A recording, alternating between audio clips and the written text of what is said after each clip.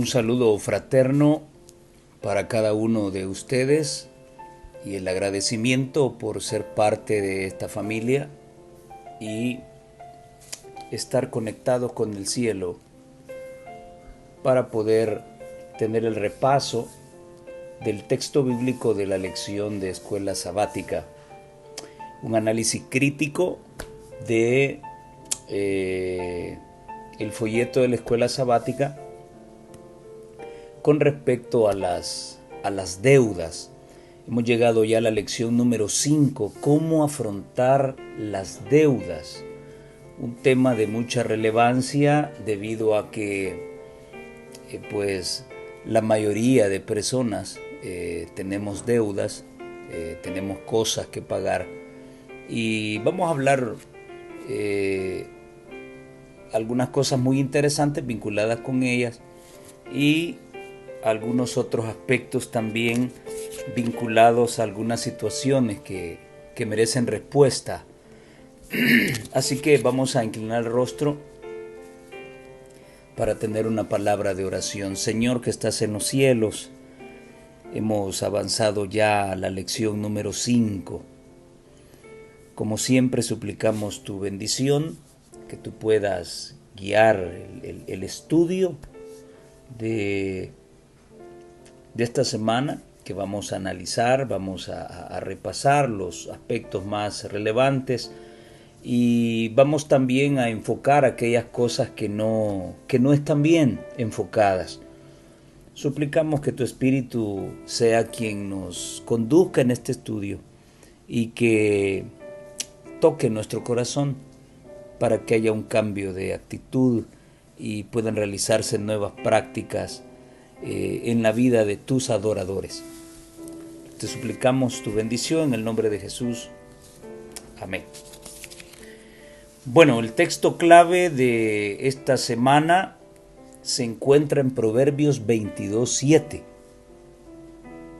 ¡Qué tremenda realidad! El rico domina al pobre y el que toma prestado es siervo del que presta. Bueno, esta es una realidad que ha existido desde tiempos y continúa existiendo. El humano, entre más dinero tiene más poder y esas dos características son lo suficientemente fuertes para tener debajo de sus pies aquellos que no tienen las mismas ventajas económicas y mucho menos de poder. Qué gran realidad la de Proverbios 22, capítulo 7. 22:7. El autor de la lección, que bueno, ya sé quién es Edward Reid. Hasta hoy logré ver su nombre. Yo la lección la tengo en digital, pero he tenido la oportunidad de revisar la lección en físico y descubro pues que Edward Reid es el encargado de hacer esta lección. Si no mal recuerdo, Edward Reid fue el que escribió el libro El Domingo Viene, un libro bastante bueno, bastante interesante. Es un erudito quien ha escrito esta lección. Sin embargo, desde su inicio he venido puntualizando algunas cuestiones que no me parecen, como lo haré también en esta lección número 5. Y comienzo con la primera. Para el autor dice que una definición de deuda es vivir hoy de lo que espera ganar en el futuro. Bueno, no sé de dónde sacó la definición. Yo quisiera comparar esta definición con lo que dice el diccionario de Oxford. Una deuda es una obligación que tiene una persona de pagar o devolver una cosa, generalmente dinero.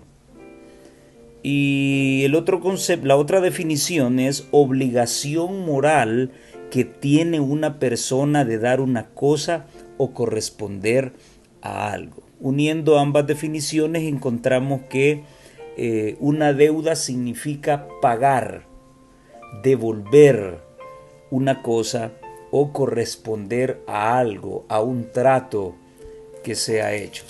Y precisamente pues la lección trata de enfocarse en este asunto de las deudas. En Romanos capítulo 13, versículos 7 y 8, vemos de que este no es un tema únicamente vinculado con las finanzas o con la administración de empresas, sino que también es un tema bíblico, ya que la misma Biblia nos invita a no deberle nada a nadie. Ahora quisiera hablar de ciertas realidades. Vuelvo a repetir lo que siempre he mencionado. Si voy a venir a compartir con ustedes la lección y a repetirla como periquito, pues creo que no estoy siendo honesto. Así que el texto de la lección de escuela sabática es para hablar de ciertas realidades,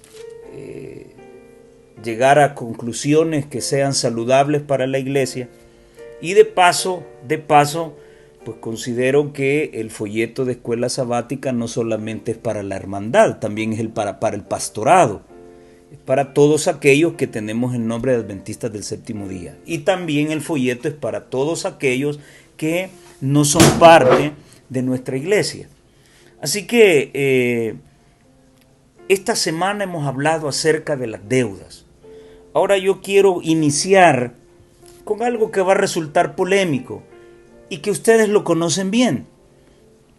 La diferencia es que nadie dice nada, nadie lo menciona por miedo. Yo siempre me pregunto, ¿por miedo a qué? ¿Por temor a qué?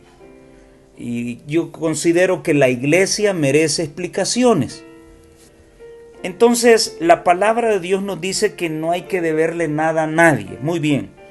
Ahora, cuando una comitiva de hermanos de un grupo en formación o de una iglesia en formación va a las oficinas de la misión, de la asociación o de la unión para pedir una ayuda para comprar un terreno o para construir un templo, ¿qué es lo que reciben estos hermanos cuando van? Bueno, algunos dirán nada, ¿verdad? Porque siempre nunca hay dinero. Pero es otra realidad que quiero, eso es muy cierto, pero otra realidad que quiero analizar. ¿Qué es lo que reciben? ¿Reciben una ayuda o adquieren una deuda, la cual deben pagar al tanto por ciento? ¿Es correcto esto? ¿Debe hacerse? Y si se hace, la pregunta es, ¿qué somos? ¿Somos una organización religiosa sin fines de lucro o somos una organización de ahorro y préstamo? Y de eso vamos a hablar en la parte final del día jueves. No está bien vivir endeudado, ese es el enfoque central de la lección para esta semana. No es bueno vivir endeudado, como también no es correcto que otros se aprovechen de una persona o grupo de personas para endeudarlas, ¿sí?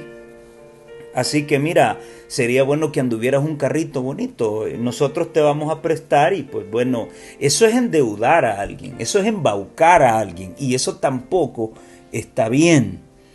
¿Se dará esto dentro de nuestras filas? Bueno, usted lo sabe mejor que nadie. Yo puedo asegurarle que sí se da esto. Ahora, la mensajera del Señor en Consejos sobre Mayordomía Cristiana, la página 272, dice lo siguiente: algunos no se han adelantado para unirse en el plan de la liberalidad sistemática y en cambio se han excusado porque estaban endeudados. O sea, no sostienen la carga de Dios porque están endeudados. Alegan que primero deben cumplir con este mandato, el de Romanos 13:8, no debáis nada a nadie. Pero el hecho de que estén endeudados no los excusa. Vi que debían dar a César las cosas que son de César y a Dios las cosas que son de Dios. Algunos consideran con mucho escrúpulo la orden de no debáis nada a nadie y piensan que Dios no requerirá nada de ellos hasta que hayan pagado sus deudas. Pero con esto se engañan a sí mismos. Fallan en dar a Dios las cosas que son suyas. cada uno debe llevar al Señor una ofrenda aceptable. Los que están endeudados deberían pagar sus deudas con lo que poseen y dar una porción de lo que les quede. Bueno, clarísimo está este asunto. Muchos se aferran a Romanos 13:8 y dicen, bueno, como estoy endeudado, debo pagar mis deudas primero y luego voy con mis compromisos con Dios. Más adelante el autor habla de un pacto, creo que ahí por el día miércoles. Habla de hacer un pacto y cumplir ese pacto, y luego aconseja cómo ir remediando la situación. Vamos a llegar luego a esa parte. Bien, entremos de lleno con el problema con las deudas. El autor menciona 3 razones del endeudamiento. La primera que menciona es la ignorancia, o sea, la falta de instrucción o la falta de conocimiento financiero o la falta de educación en asuntos financieros, cómo llevar sus finanzas. Entonces, a través de esa educación logran obtener una administración financiera óptima o adecuada.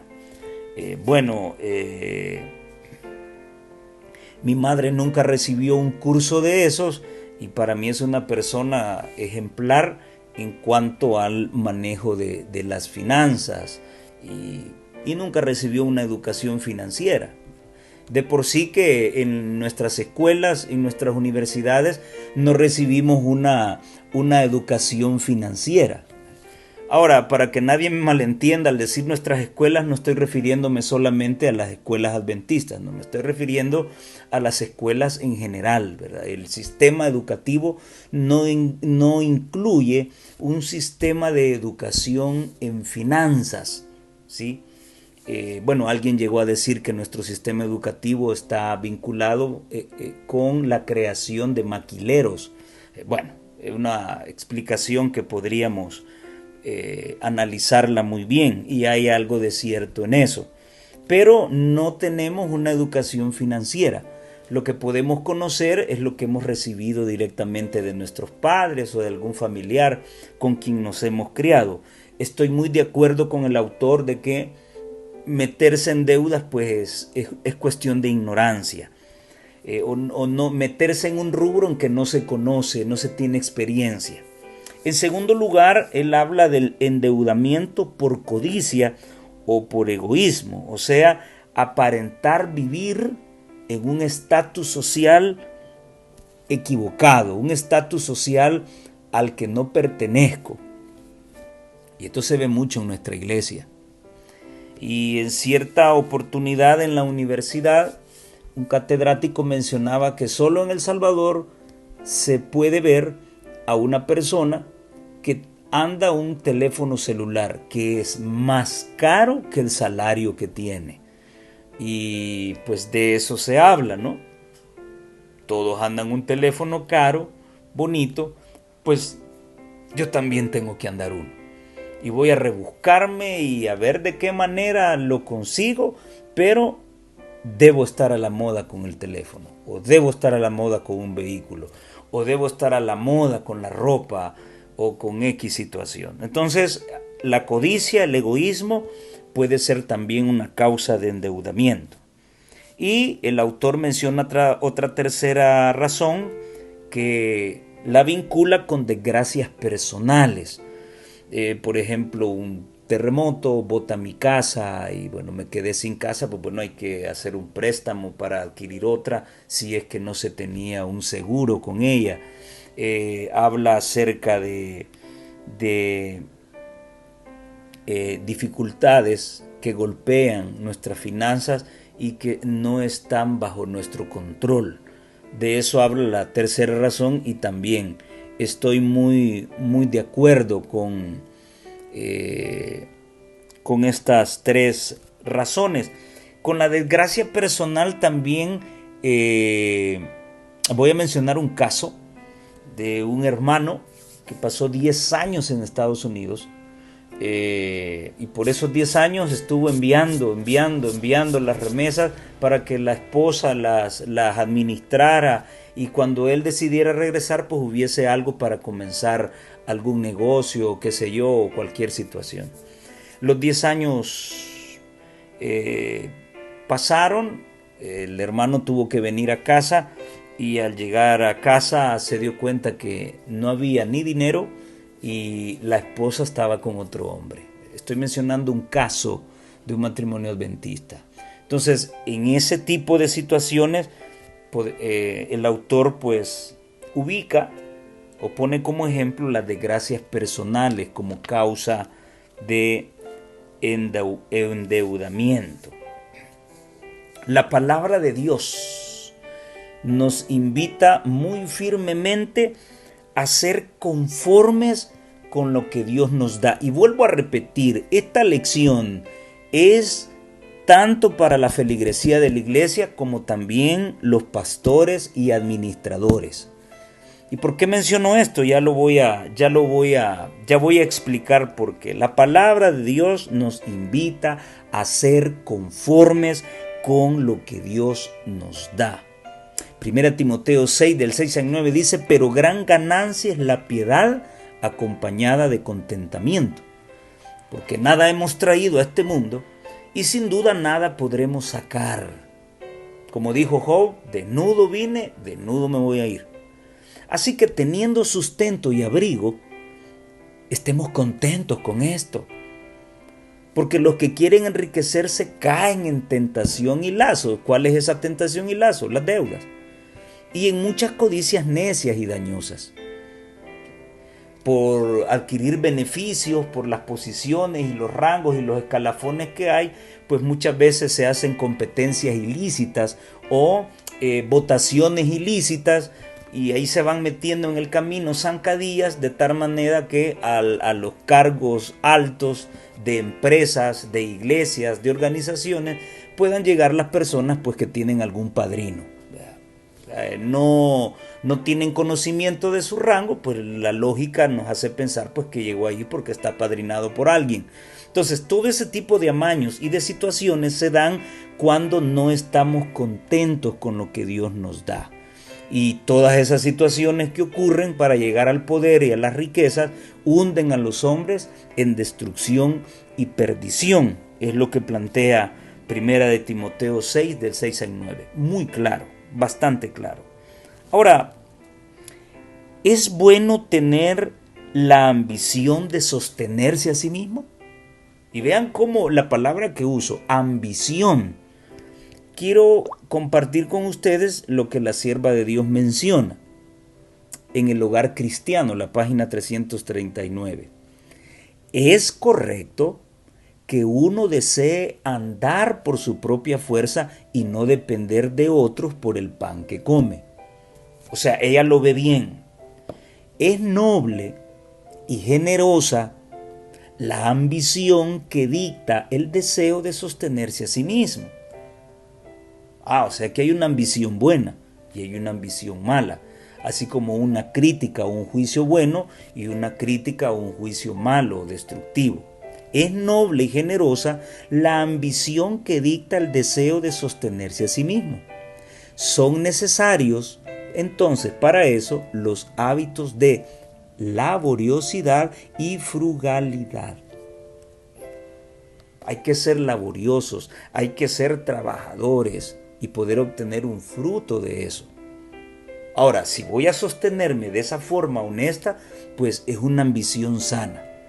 Pero cuando yo pienso percibir ganancias más allá de mis posibilidades o de mi preparación, y para poder compararme al estatus social de mi hermano o de mi hermana, entonces comienzo yo a endeudarme o a usar el amaño, que de eso vamos a hablar después también.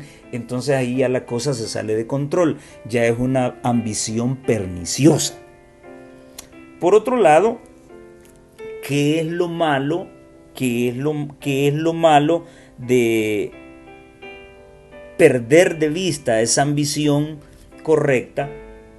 ¿En qué de malo puede meternos? Y sigue diciendo la misma página: Son muchísimos los que no se han educado de modo que puedan mantener sus gastos dentro de los límites de sus entradas. No aprenden a adaptarse a las circunstancias y vez tras vez piden dinero prestado y se abruman de deudas, por lo que se desaniman y descorazonan. Interesante. Todos deben aprender a llevar cuentas. ¿Quiénes? Todos.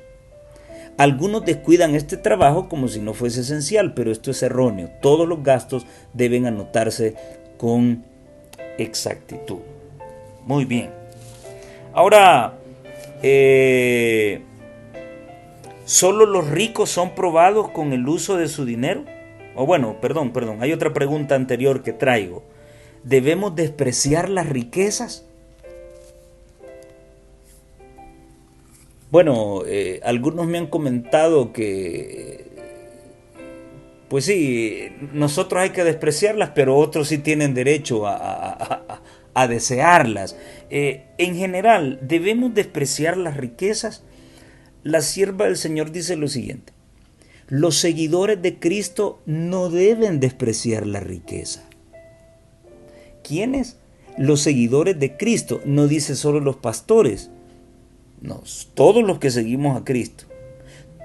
Los seguidores de Cristo no deben despreciar la riqueza, sino que deben considerarla como un talento que el Señor les ha confiado. ¿Qué debe ser la riqueza para nosotros? Un talento, no un ídolo.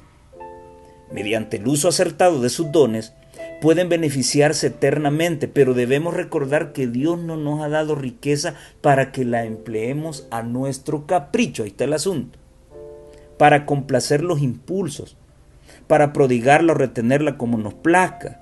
No debemos usar las riquezas en forma egoísta, dedicándolas simplemente a obtener nuestra felicidad. O sea, a través de nuestras riquezas debemos hacer felices a otros. Si así lo hacemos, pues bueno, estamos usando muy bien las riquezas y el Señor nos va a recompensar. Así que no es malo que usted desprecie la riqueza. Lo malo es que usted la utilice solo para satisfacer su yo. Esta conducta no sería justa con respecto a Dios ni a nuestros semejantes y terminaría por producir tan solo confusión y de dificultad. Otra pregunta que traigo vinculada con esto. ¿Solo los ricos son probados con el uso de sus finanzas? ¿O los pobres también? Y ella menciona en la página 139 de Consejos sobre Mayordomía, la lecturita anterior también, esa es la referencia.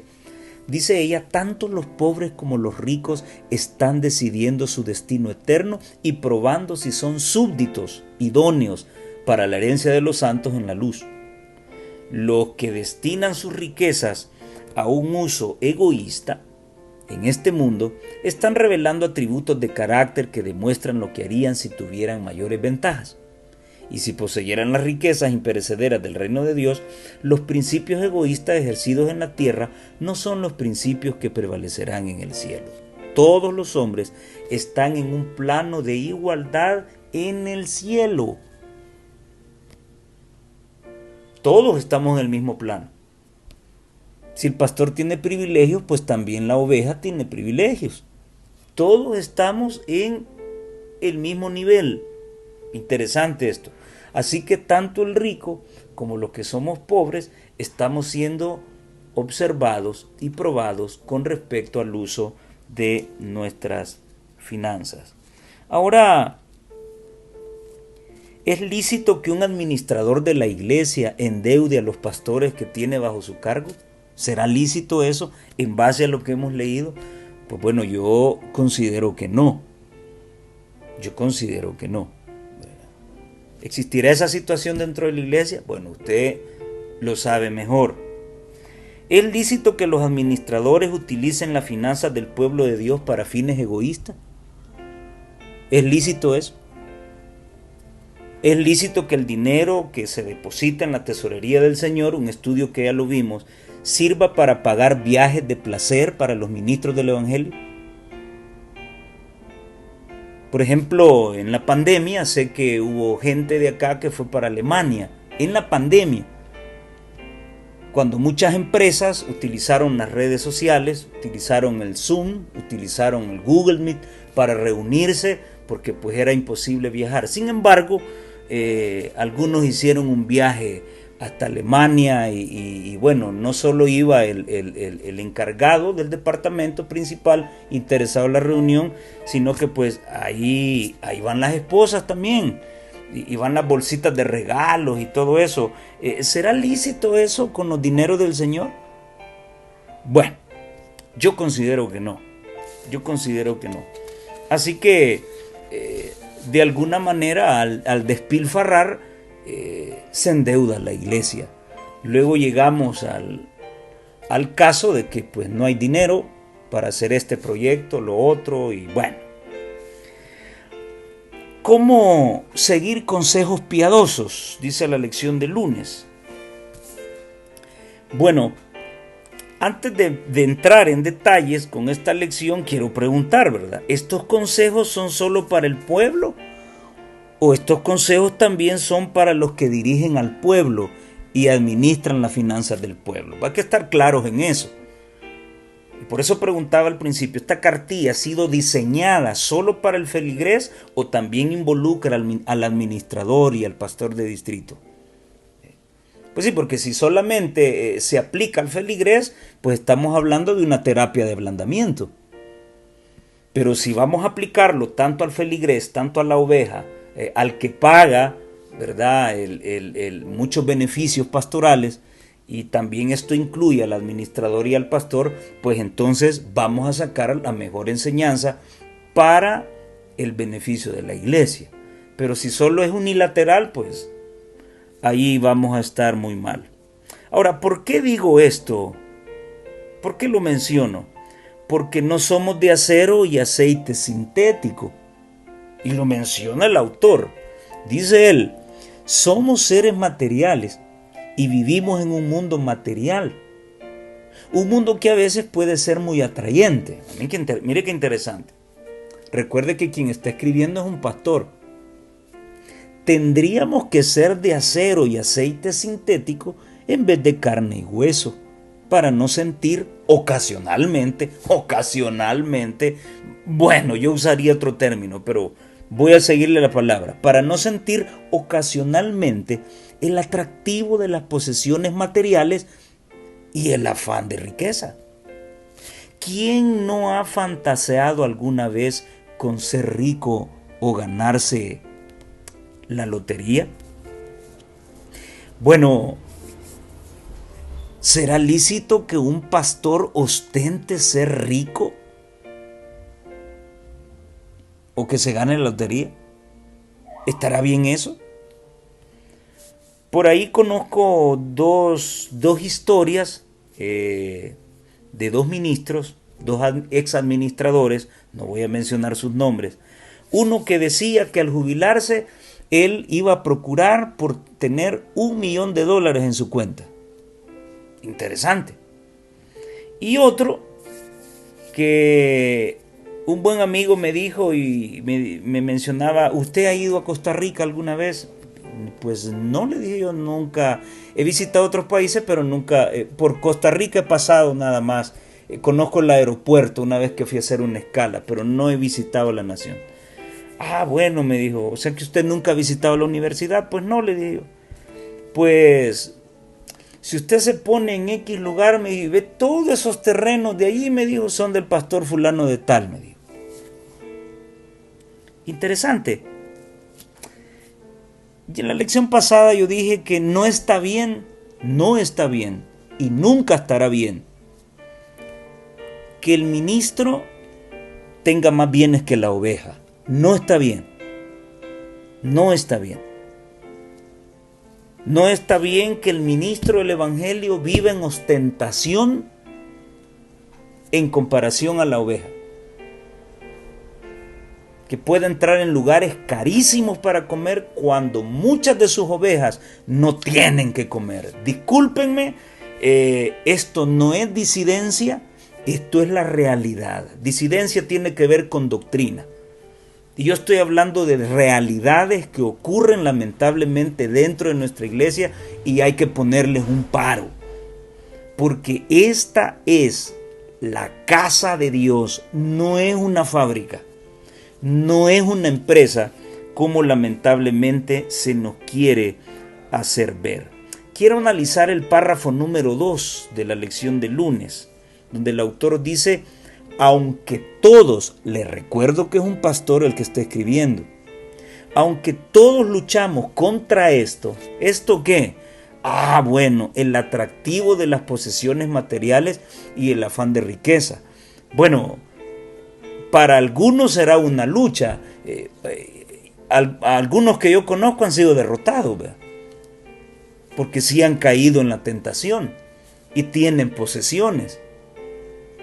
Aunque todos luchamos contra esto, y no hay nada de malo en esforzarse para tener buenos ingresos o incluso ser rico, les recuerdo que es un pastor el que está escribiendo, ninguno de nosotros tiene que sucumbir a la trampa de convertir en ídolo al dinero, la riqueza y las posesiones materiales. Sí estoy de acuerdo en parte y no estoy de acuerdo en una parte. ¿En qué estoy de acuerdo con el pastor Ray?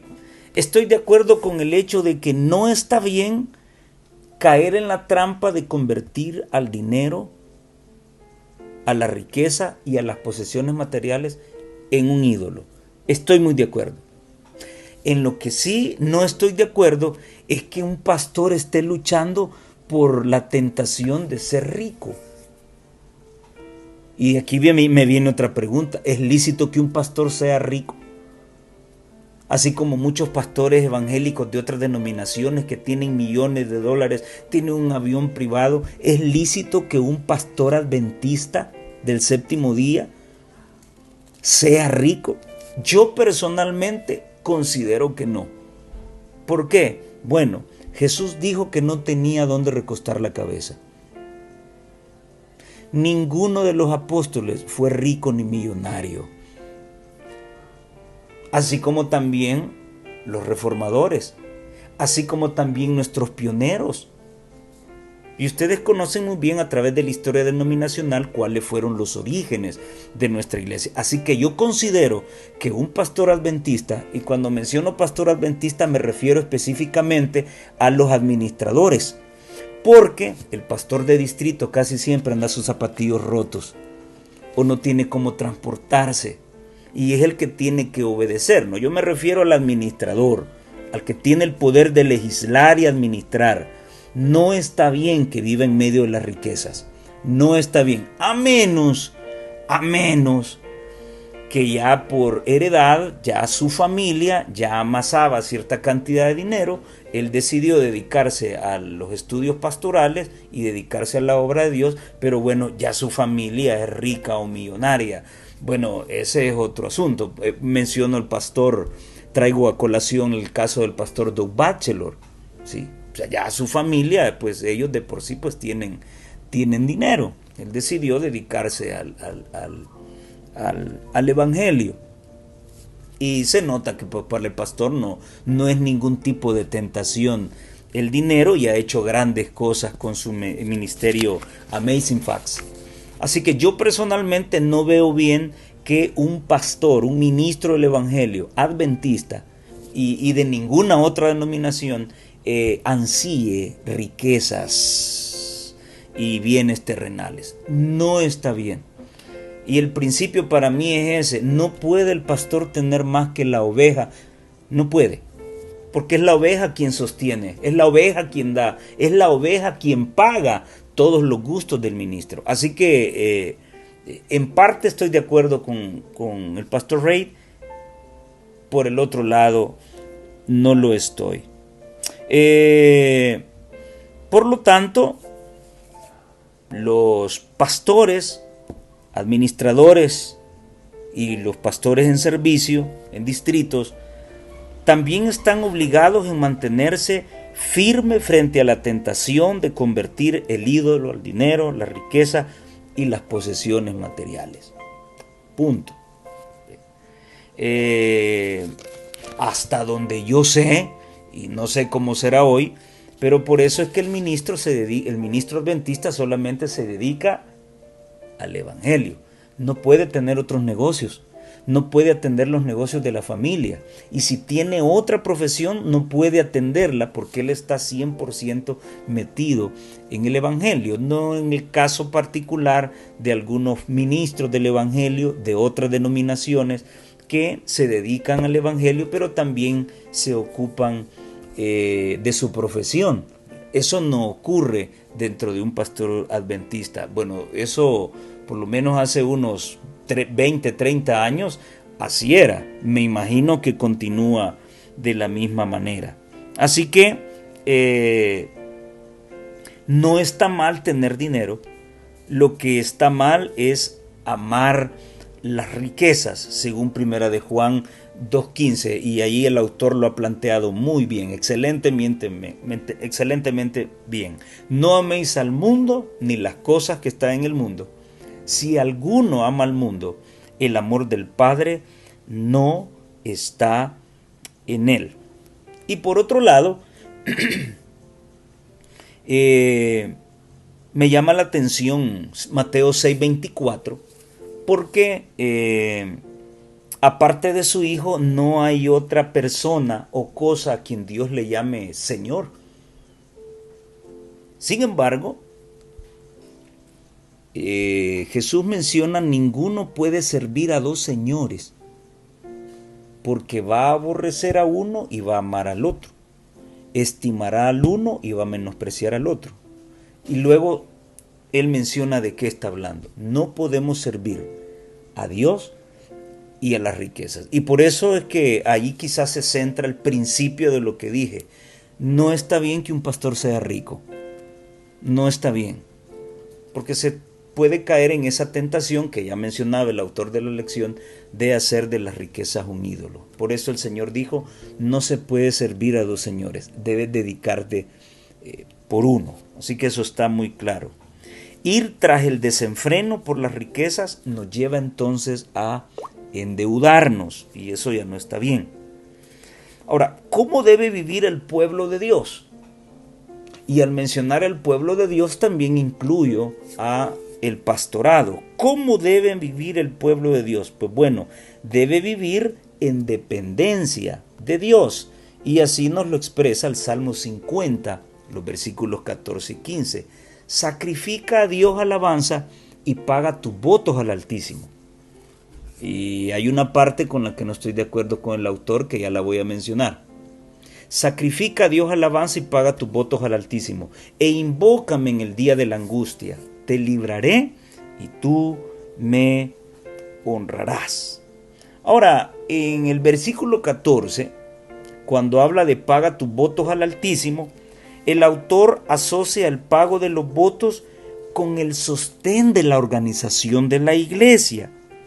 Y menciona el punto número 9 de 13, el voto número 9 de 13 que usted hizo al pedir el bautismo. Y él mencionaba que todos nosotros levantamos la manita y dijimos: ¿crees en la organización de la iglesia? ¿Es tu propósito adorar a Dios y sostener a la iglesia con tus diezmos y ofrendas, con tu esfuerzo personal y con tu influencia? Y dice él: como adventista del séptimo día, todos dijimos que sí. Y todos incluye también a los pastores, no solo al feligrés, no solo a la oveja, todos. Recordemos que el autor es un pastor. Así que este pasaje, hablando de Salmos 50, 14 y 15, es una promesa para quienes ofrecen acción de gracias a Dios y cumplen fielmente sus votos. Entonces, él al inicio dice: ingresamos como miembros de iglesia con alabanza y acción de gracias a nuestro Dios, quien nos ha creado y redimido. Y luego habla de ese punto. Ahora, con lo que no estoy de acuerdo con el autor es cuando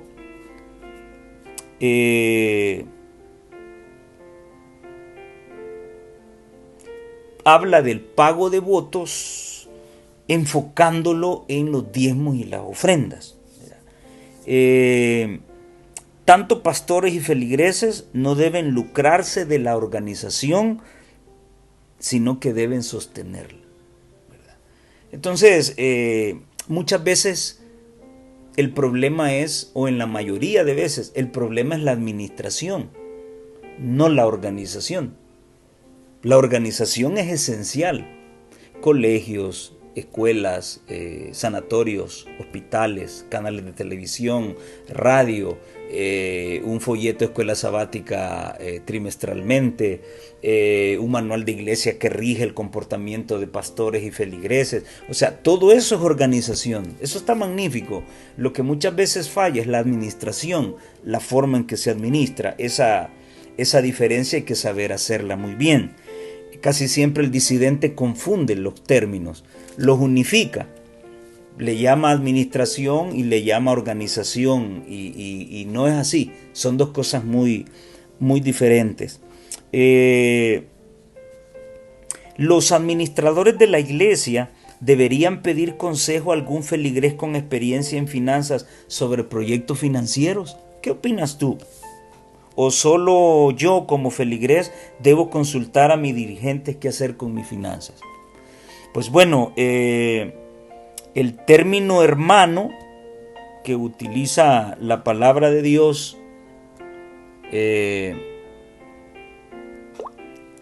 es aplicable, es bilateral, es aplicable tanto al pastor.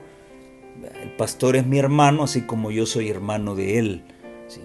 Así que un pastor muy bien podría, y en este caso un administrador, muy bien podría acercarse a un feligrés, a una oveja, a un hermano con mucha experiencia en finanzas, que tenga una empresa fuerte, puede venir y acercarse y decir, quería su consejo con respecto a este proyecto que queremos hacer.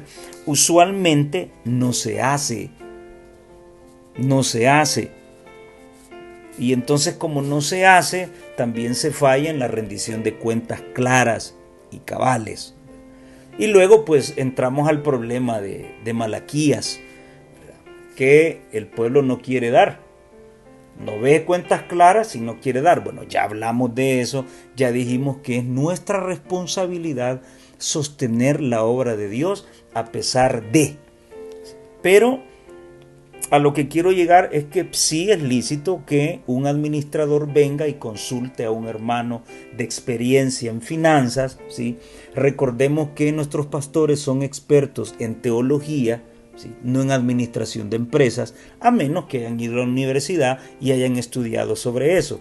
Así que es bueno que a veces se asesoren sobre proyectos y sobre el manejo de las finanzas de la iglesia. Eso es parte de toda muy buena administración. Algunos no tienen tacto para manejar prudentemente los asuntos mundanales, dice la sierva de Dios. Carecen de las habilidades necesarias y Satanás se aprovecha de ellos. Cuando así sucede, los tales no deben permanecer ignorantes de su falta. Deben ser bastante humildes para consultar con sus hermanos. Hermano incluye, yo soy hermano del pastor, el pastor es mi hermano también, en cuyo juicio pueden tener confianza antes de ejecutar sus planes. Así que, así como el feligrés puede ir a consultar al pastor, mire, puedo llevar a hacer este proyecto, de igual manera un administrador puede llegar y consultar a un hermano con experiencia en finanzas. Se me indicó este pasaje: sobrellevad los unos las cargas de los otros, y menciona Gálatas 6:2.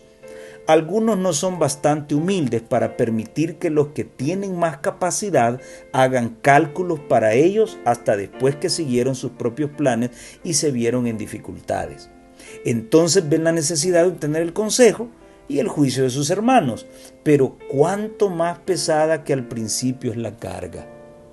Los hermanos no deben recurrir a los tribunales, si es posible evitarlo, porque así dan al enemigo gran ventaja para enredarlos y afligirlos.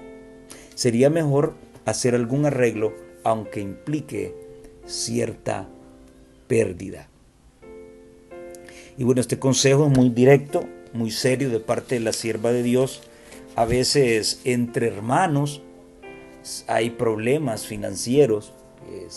Un hermano le debe grandes cantidades al otro y a llevar este asunto a los tribunales pues no es lo más conveniente, pues, para que el mundano no reciba ese mal ejemplo de los miembros del pueblo de Dios. Así que las situaciones hay que realizarlas internamente. Claro, lo ideal es que bilateralmente se consulte, ¿verdad? Al que tiene más experiencia. Uno no lo sabe todo, ¿sí? Es experto en algunas áreas, no en todas. Entonces, podemos consultarnos internamente de tal manera que todo se maneje claro, transparente y evitemos problemas judiciales en los que engorrosamente pues podamos meter a un hermano o a otro. Y en la parte del martes nos habla de cómo desendeudarnos o cómo liberarnos de las deudas. Y Proverbios 22:7 les comentaba al inicio que menciona una tremenda verdad. El rico se enseñorea de los pobres. Y es más, es una situación bastante difícil cuando logramos verificar que el que tiene poder, el que tiene dinero, trata de pisotear al que no tiene poder y no tiene dinero.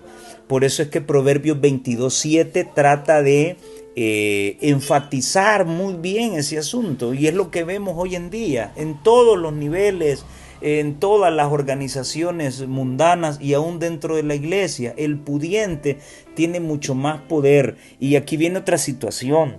Esta es la obra de Dios. No está bien que entre pastores se llamen jefes.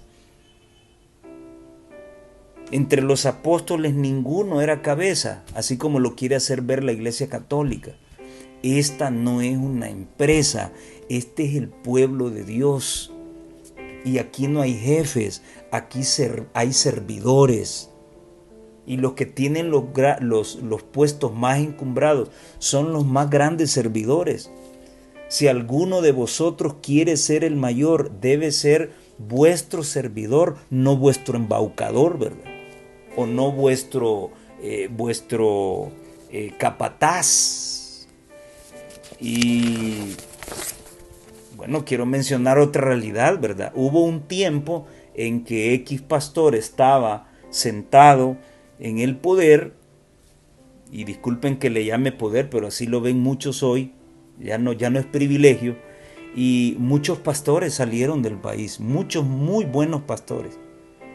Hasta el día de hoy desconozco las razones por las cuales en la administración de este ministro ocurrió eso. O sea, ¿cuáles son las razones, ¿sí?, que pueden llevar a tomar esas decisiones? Así que, bueno, el rico, el poderoso, somete al pobre.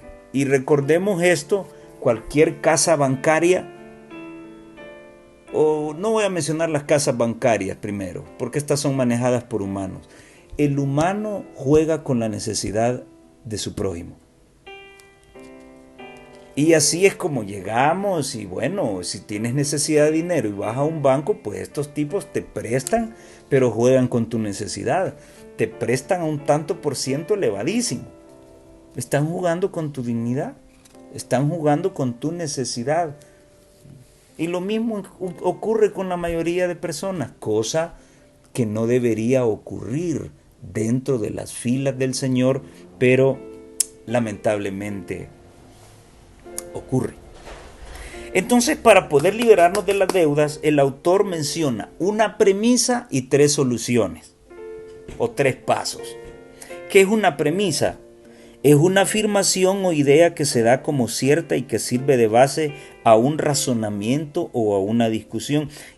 ¿Y cuál es la base? ¿Cuál es la premisa que el autor usa para poder librarnos de nuestras deudas? Y no estoy de acuerdo con esa premisa. ¿Cuál es? Y el autor dice: devolver los diezmos y ofrendas para alcanzar la sabiduría de Dios y su bendición. ¿Por qué no estoy de acuerdo con eso? Discúlpame, pero los diezmos y ofrendas no te dan sabiduría. Y vuelvo a lo mismo de la lección pasada. No todo es dinero. El centro de esta lección no es el dinero.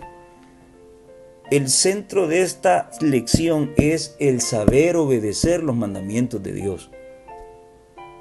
Y entonces, el autor dice que para obtener la sabiduría, para llevar mis finanzas y la bendición de Dios, debo entregar los diezmos y la ofrenda. No estoy de acuerdo con eso, porque si yo quiero sabiduría, debo tener el temor de Jehová en mí. Ese es el principio de la sabiduría. Buen entendimiento tienen los que guardan sus mandamientos, dice el Salmo 111 y el versículo 10.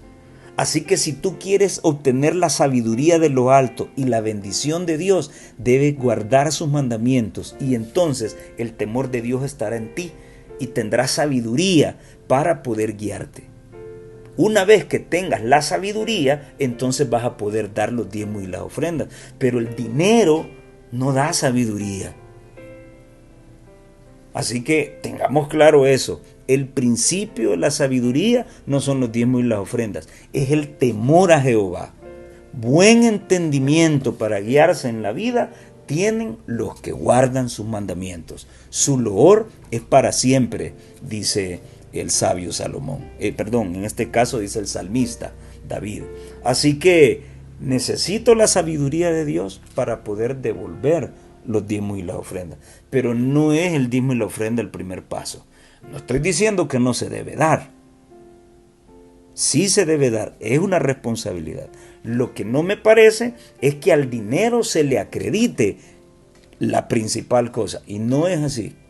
Primero es el temor de Dios. Luego, estoy de acuerdo con los 3 pasos que el autor menciona.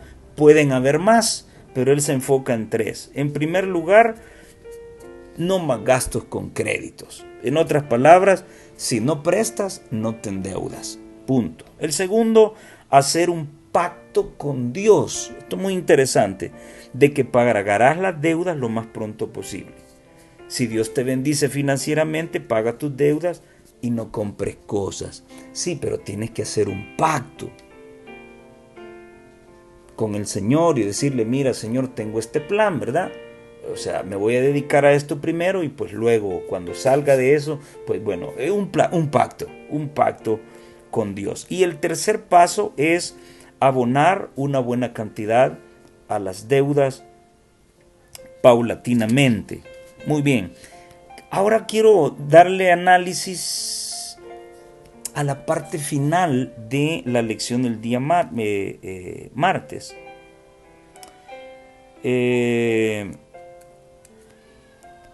Manténgase libre del amor al dinero, contentos con lo que tienen, porque Él dijo, nunca te dejaré ni te desampararé. Hebreos 13:5.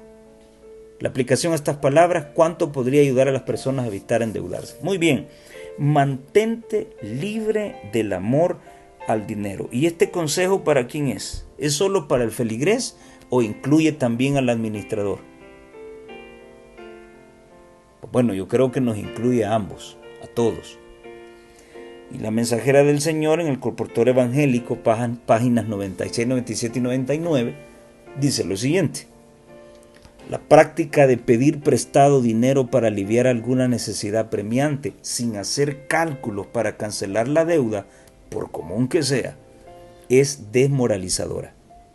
El Señor quiere que quienes creen en la verdad se conviertan de estas prácticas engañosas. Deberían preferir sufrir necesidades antes que cometer actos deshonestos. Si los que ven la verdad no cambian el carácter en consonancia con la influencia santificadora de esta, será un sabor de muerte para muerte. Representarán mal la verdad, traerán reproches sobre ella y deshonrarán a Cristo, quien es la verdad. Bien.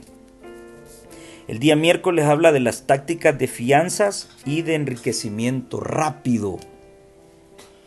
Y tenemos que Proverbios 6 del 1 al 5, Proverbios 17 18 y Proverbios 22 26 nos advierten a no ser fiador de nadie. Es el primer principio en la lección del miércoles. No ser fiador de nadie. A veces cuando el hijo va a obtener su primer vehículo, pone de fiador al papá, o se hipoteca la casa, o bueno, se hace un montón de cosas. El consejo bíblico es: no seas fiador de nadie, pero ni de tu sombra. Luego, el segundo principio en la parte del miércoles puntualiza las estafas, las artimañas para volverse rico en forma rápida son otra trampa financiera, lo menciona el autor. Y no solo ser rico, sino también acaudalado. El acaudalado, el que se ha lucrado, el que se ha valido de otros, lo lleva a tener ropa exquisita, calzado exquisito, autos exquisitos, viajes exquisitos, alimentación exquisita, y los hijos estudian en centros educativos de prestigio, caros, y bueno, lo voy a repetir otra vez, ¿verdad? No está bien que el ministro viva en ostentación con su ropa, su calzado, lo que come, con sus carros, que viaje a lugares que el feligrés, que es el que paga todos esos gustos, nunca los va a disfrutar. Eso es lo razonable. Repito, no es disidencia, es la realidad. Es la realidad. Sí. Y repito, cuando se ha malversado el uso de las finanzas, entonces se cae en estos vituperios: la ostentación, el lujo, y pues bueno, cuando se piden ayudas no hay dinero. Pues bueno, hace un par de días mencionaba que lamentablemente tenemos que mencionar un aforismo babilónico en un tema donde son temas religiosos, pues. El dinero alcanza cuando nadie roba. El dinero alcanza cuando se hace buen uso de él. Si no se hace buen uso de él, entonces no habrá dinero para construir iglesias, para un montón de proyectos. Así que es la realidad, y por eso es que encontramos dos principios maravillosos en la parte del miércoles. Uno está en Proverbios 28:20. El hombre de verdad tendrá muchas bendiciones, mas el que se apresura a enriquecerse no será sin culpa. Y el otro principio está en 1 Timoteo 6, versículos 9 y 10. Porque los que quieren enriquecerse caen en tentación y lazo, y en muchas codicias necias y dañosas que hunden a los hombres en destrucción y perdición.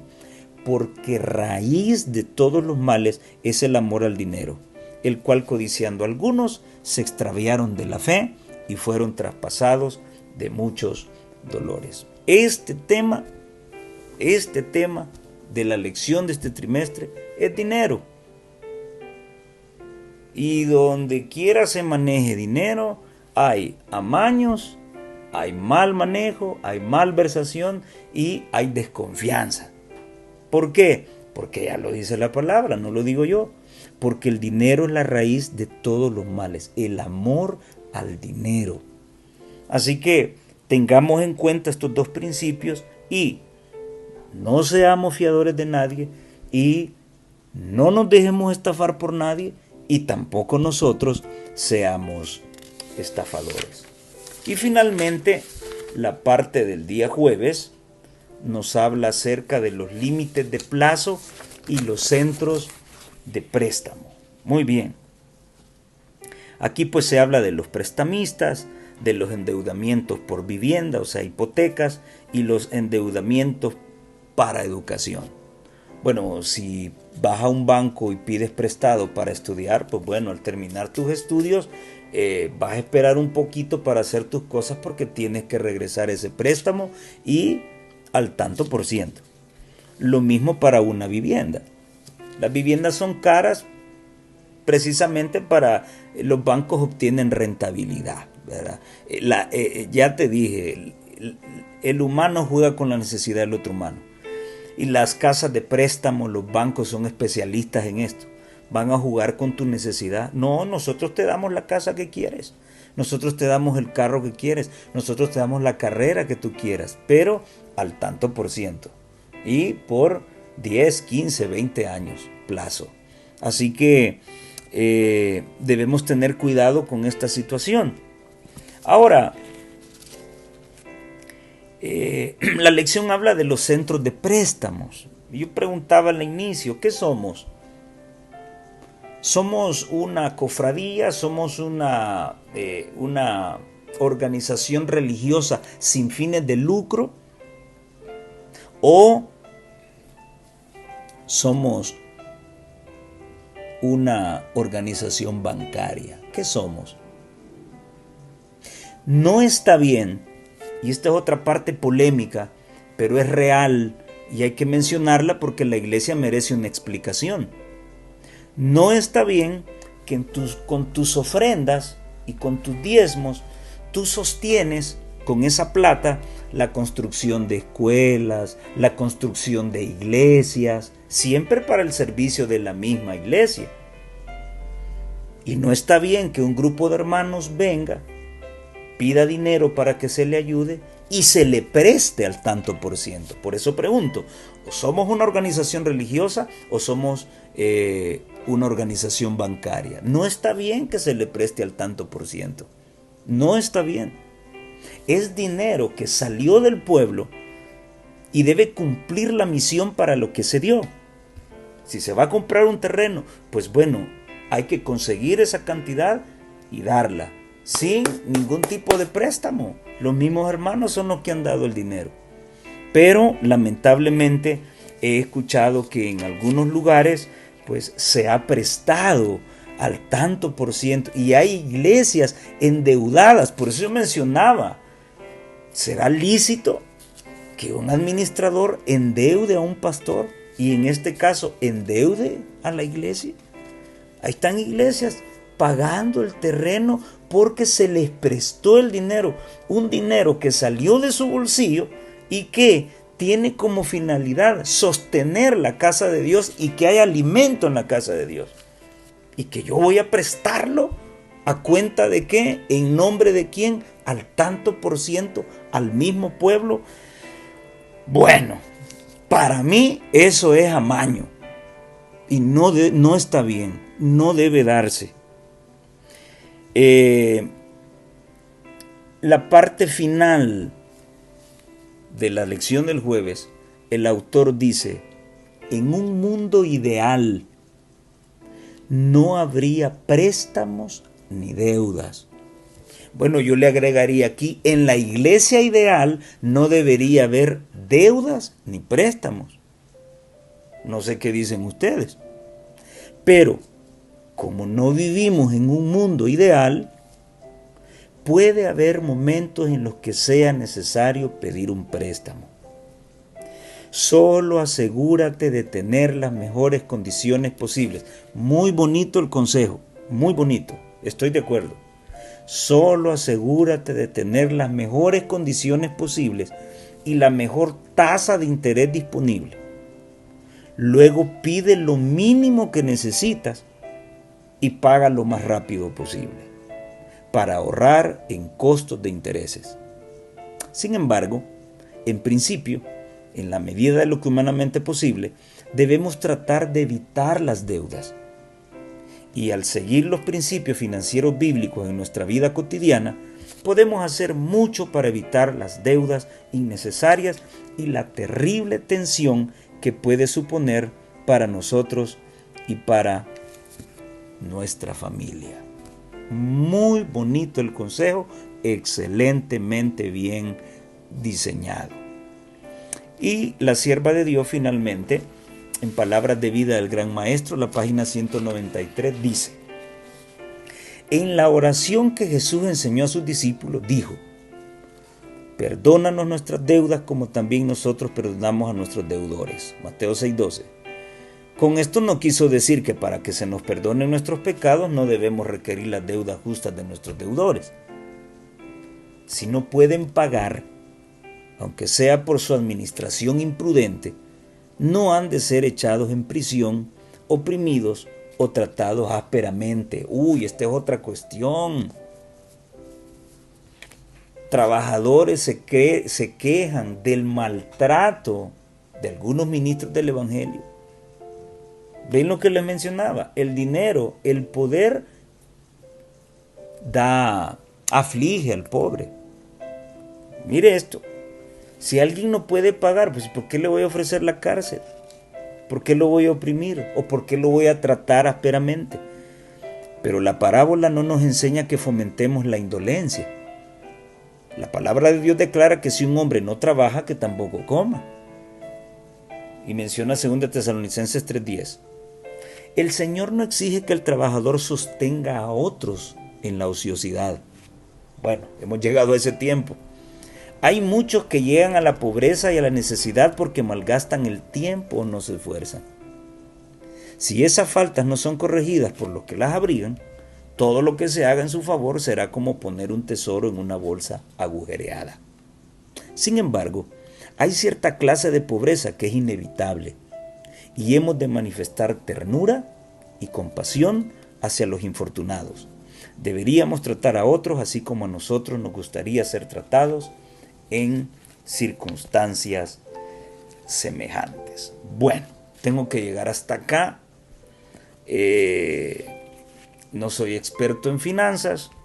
He resaltado algunas situaciones que están muy lúcidas en la mente del autor. Estoy de acuerdo con ellas. Y he tratado de mencionar algunas malas prácticas dentro de nuestra iglesia. Y que mientras eso no se sane, entonces seguirán habiendo dificultades dentro del pueblo de Dios. Debemos aprender a vivir con esas dificultades. Nunca debe de caer en nosotros el ánimo de dar. El Señor ama al dador alegre y Él cumplirá sus bendiciones en aquellos que así lo hagan. El que no administra bien, pues tiene que dar cuentas aquí, tiene que dar cuentas ahí arriba también. No solo ahí arriba, no, también aquí. Por eso es que yo decía, ¿para quién es esta lección? Pues bueno, esta lección es para todos. Cada quien agarra su tajada y hace las modificaciones necesarias por amor a Dios y por el cuerpo de la iglesia, para sanidad de la iglesia. Considero yo que los administradores deben ganar la confianza del pueblo. ¿Cómo? Rindiendo cuentas claras. Así como Cristo fue puro y transparente cada una de sus acciones. Cuando eso ocurra, entonces las finanzas de la iglesia van a mejorar. Muchos proyectos podrán realizarse, pero por el momento hay que ganar la confianza del pueblo, con cuentas claras, transparentes, con inversiones que vayan en favor de la causa de Dios, y que cuando los hermanos lleguen a tocar la puerta, entonces que pueda cumplirse la palabra del Señor cuando dice que haya alimento en mi casa, para sostenerla, para alimentarla y para cuidarla. Que Dios nos ayude, que Dios nos bendiga. Ojalá que este tema no sea un tema de división. Es un tema que busca que caigamos en el error de las deudas y da una solución para que nuestro bolsillo esté bien protegido. Así que el Señor te bendiga y nos vemos en la próxima.